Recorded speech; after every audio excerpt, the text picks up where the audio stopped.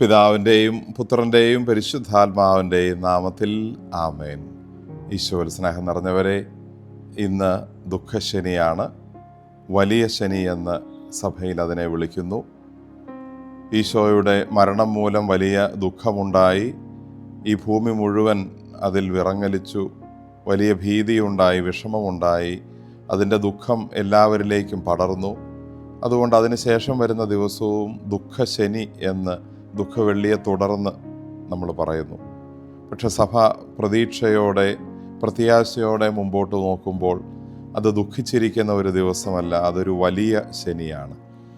വലിയ മഹനീയമായ ശോഭയുള്ള ഉത്ഥാനം വരുന്നതിന് മുമ്പുള്ള വലിയ ഒരു ദിവസം. അതുകൊണ്ട് അതിനെ വലിയ ശനി എന്ന് വിളിക്കുന്നു. ഒളിമ്പിക്സ് ഉൾപ്പെടെയുള്ള മത്സരങ്ങളിൽ ദീർഘദൂര ഓട്ടങ്ങൾ ഉണ്ടാവാറുണ്ട്. 100 മീറ്റർ പോലെ അല്ലാതെ 5000 മീറ്റർ, 10000 മീറ്റർ ഓട്ടങ്ങളൊക്കെ സാധാരണ ഉണ്ടാവാറുണ്ട്. 5000 മീറ്റർ മത്സരത്തിന് അതിൻ്റെ ഫിനിഷിംഗ് ലൈനിലേക്ക് എത്തുന്നതിന് ഏറെ മുമ്പ് ഓടിത്തുടങ്ങും. നിശ്ചിത ദൂരം പൂർത്തിയാക്കി കഴിയുമ്പോൾ, അവസാന ലാപ്പിലേക്ക് എത്തിക്കഴിയുമ്പോൾ മത്സരാർത്ഥികൾക്ക് വലിയ പ്രതീക്ഷയാണ്, പ്രത്യാശയാണ്, സന്തോഷമാണ്. ഒരുപക്ഷെ 4900 മീറ്ററുകൾ ഓടി ഇനി ഒരു 100 മീറ്റർ മാത്രമേ ഉള്ളൂ ലക്ഷ്യത്തിലേക്ക് എത്താൻ എന്ന ഒരു സന്തോഷം ആ മത്സരാർത്ഥികളുടെ മുഖത്തുണ്ടാവും. ഇന്ന് ഈ ദുഃഖശനിയാഴ്ച, വലിയ ശനിയാഴ്ച നമ്മൾ ഉയർപ്പിനെ കാത്തിരിക്കുമ്പോൾ നമ്മുടെ മനസ്സിലുള്ളതും ഇത്തരത്തിലൊരു വലിയ സന്തോഷമാണ്. കാരണം നമുക്കറിയാം, ലക്ഷ്യം നമ്മുടെ തൊട്ടു മുമ്പിലുണ്ട്. നമ്മുടെ മുമ്പിൽ നമ്മൾ എത്താൻ പോകുന്ന ലക്ഷ്യം നമുക്ക് കാണാം. ഇനി അല്പദൂരമേ ഓടേണ്ടതുള്ളൂ എന്നറിയാം. അതുകൊണ്ട് തന്നെ മത്സരാർത്ഥികൾ ഏറ്റവും ആവേശത്തോടെ, ഏറ്റവും വേഗത്തിൽ ഓടുന്ന അവസാനത്തെ ഒരു 100 മീറ്ററും ഈ 5000-ന് തൊട്ട് മുമ്പുള്ള 100 മീറ്ററുകളായിരിക്കും. നമ്മളും ഏകദേശം 48-49 ദിവസങ്ങൾ മുമ്പ് തുടങ്ങിയ ഒരാത്മീയ ഓട്ടം ഈ ഒരു ദിവസം കൂടെ കഴിയുമ്പോഴേക്കും അതിൻ്റെ ലക്ഷ്യസ്ഥാനത്ത് എത്തുകയാണ്. കാരണം നമ്മളൊരു കല്ലറയെ ലക്ഷ്യമാക്കി ഓടുന്നു.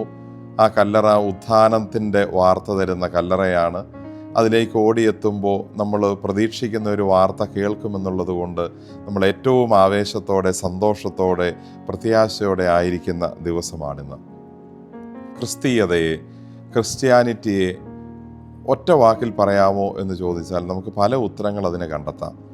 സ്നേഹമെന്നതിനെ പറയാം, അതിനെ ക്ഷമ എന്ന് വേണമെങ്കിൽ പറയാം, അതിനെ സർവീസ്, ശുശ്രൂഷ എന്ന് വേണമെങ്കിൽ പറയാം. അത് പങ്കുവയ്ക്കലിനെ കുറിച്ച് പറയുന്നത് കൊണ്ട് അതാണ് ക്രിസ്ത്യാനിറ്റി എന്ന് വേണമെങ്കിൽ പറയാം. ഇതെല്ലാം ഈ ക്രിസ്തീയ മൂല്യങ്ങൾ, ക്രിസ്തീയ മതം നമ്മളോട് പ്രത്യേകമായി പറഞ്ഞു തരുന്ന കേന്ദ്ര ആശയങ്ങളാണ്. പക്ഷേ ഇതിനേക്കാൾ എല്ലാം ഉപരി ഒരൊറ്റ വാക്കിൽ ക്രിസ്തീയതയെ വിശേഷിപ്പിക്കാവുന്ന പദം ഹോപ്പ് ആണെന്നാണ് ഞാൻ കരുതുന്നത്. പ്രത്യാശ, പ്രതീക്ഷ, അതാണ് ക്രിസ്ത്യാനിറ്റി. അതാണ് ക്രിസ്തീയത ഒരു വ്യക്തിയുടെ മുമ്പിൽ വയ്ക്കുന്ന ഏറ്റവും വലിയ, അല്ലെങ്കിൽ ഏറ്റവും കേന്ദ്രീയമായ ആശയം, ഏറ്റവും അടിസ്ഥാനപരമായ ആശയമെന്ന് ഞാൻ കരുതുന്നു. ജീവിതത്തിൻ്റെ ഏത് വിഷമഘട്ടത്തിലിരിക്കുമ്പോഴും മുമ്പോട്ട് പോകാൻ ദൈവം കൂടെ ഉണ്ടെന്നൊരു പ്രതീക്ഷ തരുന്നത് ഈ വിശ്വാസമാണ്.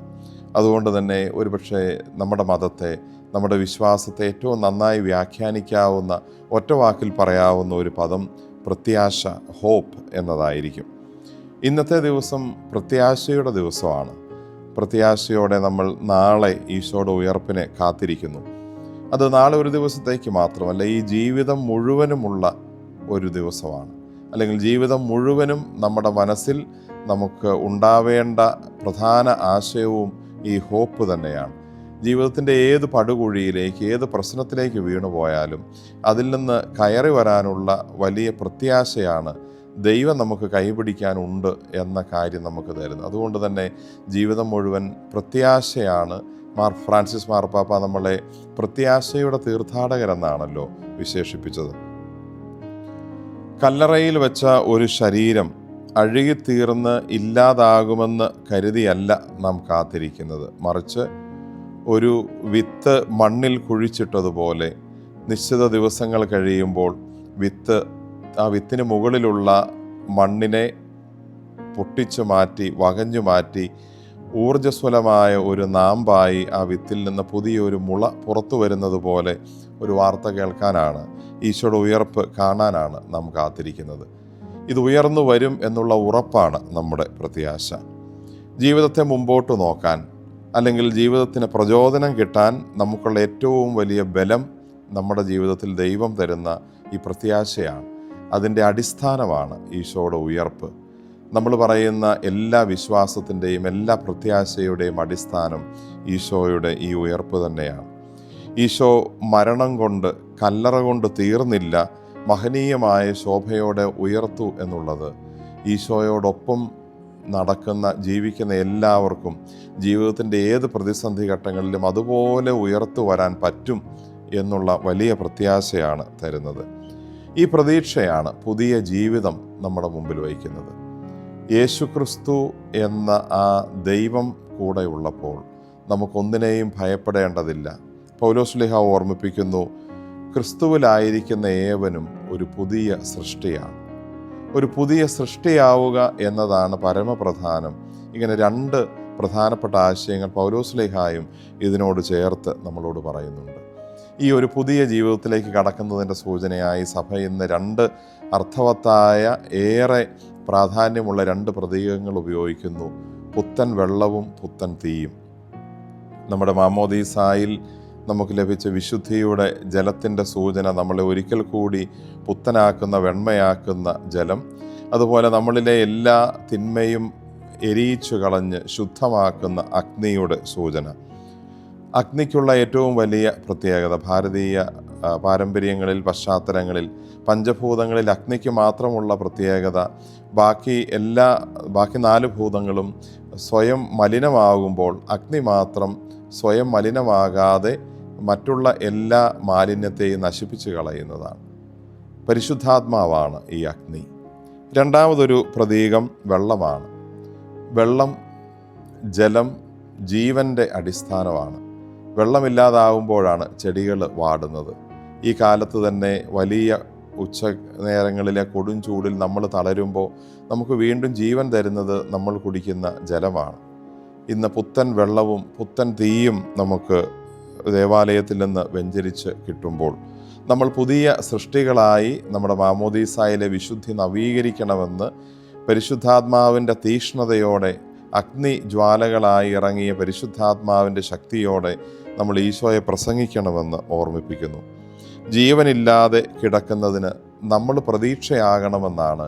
ജലം പോലെ മറ്റുള്ളവരുടെ മനസ്സിൽ ജീവനായി മാറണമെന്നാണ് ഈശോ ഇന്ന് നമ്മളെ പ്രത്യേകമായി ഓർമ്മിപ്പിക്കുന്നത്.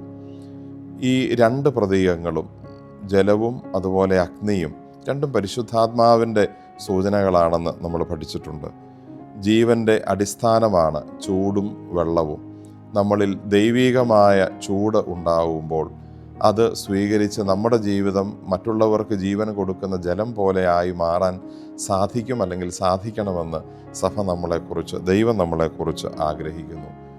ജീവൻ ദൈവത്തിൽ നിന്ന് സ്വീകരിച്ച് അതിൻ്റെ ചൂടിൽ നമ്മൾ മറ്റുള്ളവരുടെ ജീവിതത്തിൽ അവരെ വളർത്തുന്ന കുളിർ ജലമായി മാറി, അങ്ങനെ പുത്തൻ തീയ്ക്കും പുത്തൻ വെള്ളത്തിനും ജീവിതം കൊണ്ട് അർത്ഥം കൊടുക്കുന്നവരായി മാറാൻ നമുക്ക് സാധിക്കട്ടെ. ഈശോയുടെ ഉയർപ്പിലേക്ക് പ്രതീക്ഷയോടെ നമുക്ക് കാത്തിരിക്കാം. കല്ലറയിൽ നിന്ന് പാപത്തെയും മരണത്തെയും കീഴടക്കി ഉയർത്തെഴുന്നേറ്റ ഈശോയോടൊപ്പം നമ്മുടെയും പാപങ്ങളുടെയും ലൗകിക ജീർണതകളുടെയും അവസ്ഥകളിൽ നിന്ന് മാറി ഈശോയോടൊപ്പം വിശുദ്ധിയിലേക്കും പുണ്യത്തിലേക്കും ഉയർത്തെഴുന്നേൽക്കാൻ നമുക്കും ഏവർക്കും സാധിക്കട്ടെ. ഈ വലിയ ശനിയുടെ ആശംസകൾ ഏവർക്കും സ്നേഹപൂർവ്വം പ്രാർത്ഥിക്കുന്നു. ആമേൻ.